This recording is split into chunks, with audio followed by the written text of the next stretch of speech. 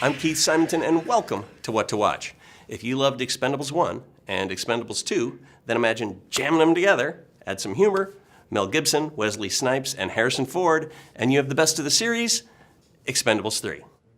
This third installment has CIA operative Max Drummer, Harrison Ford, assigning Stallone's Barney Ross to bring to justice a ruthless arms dealer, who also happened to help Barney co-found the Expendables, named Conrad Stonebanks, played with kooky energy by Mel Gibson. Barney realizes that his old team, even with the addition of Dr. Death, played by Wesley Snipes, is no match for Stonebanks. So he retires his old comrades, like Lee Christmas, Jason Statham's character, in a last-ditch effort to save them. He then arranges for Kelsey Grammer's Bonaparte to recruit and assemble a whole new crew, including the talkative Galgo, the exuberant Antonio Banderas, Kellen Lutz, and UFC MMA champ Ronda Rousey. When Barney's new team comes under attack, he pulls together everyone, including his old competitor, Trench Mauser, played by Arnold Schwarzenegger, to make things right. I'm exhausted just recounting this, and I haven't even mentioned Jet Li, Dolph Lundgren, Randy Couture, and Terry Crews, all back for another round of mayhem.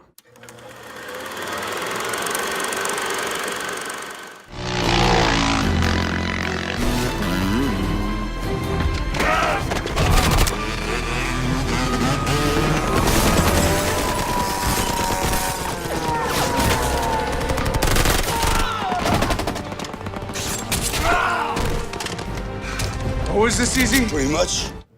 Slide, gentlemen. It's incredibly entertaining, most entertaining, I think, of the series. Can you talk about getting this team together, particularly Mr. Snipes?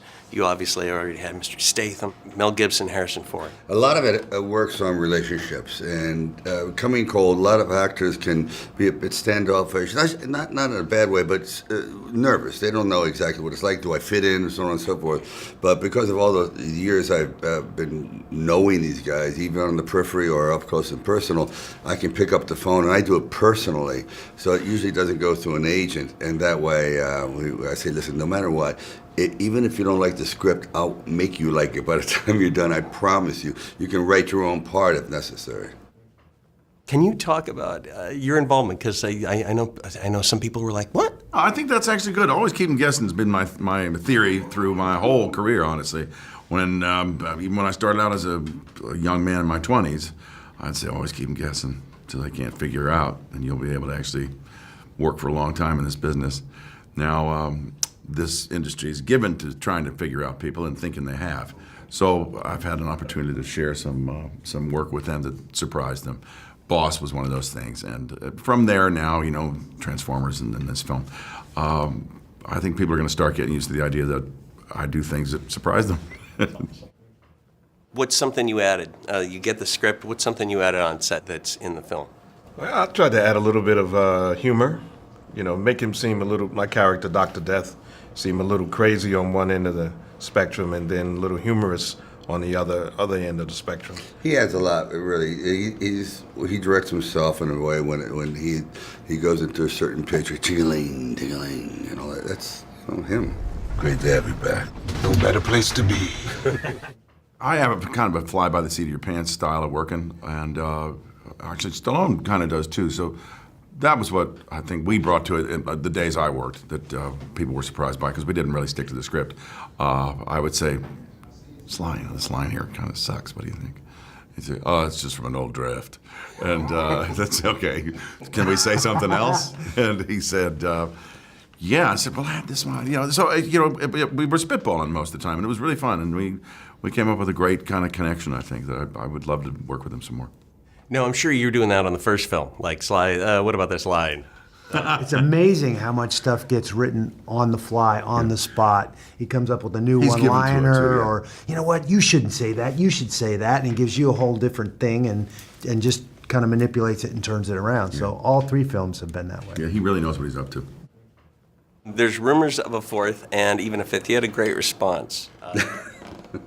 Well, I did. I said, do you think you'll be too old for the fourth and fifth one? I said, well, yeah, my character will be wearing Dependables in the Expendables, so I can carry it. Yeah, I think I would like to continue this with the fourth because, believe it or not, you start to hone it down. Franchises are based on the third one. That's the key. That's the hump. You can get away with 2. 2 is not really a franchise. It's a sequel. This is a franchise. And if this works, we're home free. And then you can really explore all kinds of actors. With more humor, less gore, and more stars, Expendables 3 lives up to its billing as an action film, but it's also keenly aware that it's sending up the extremes of the action genre.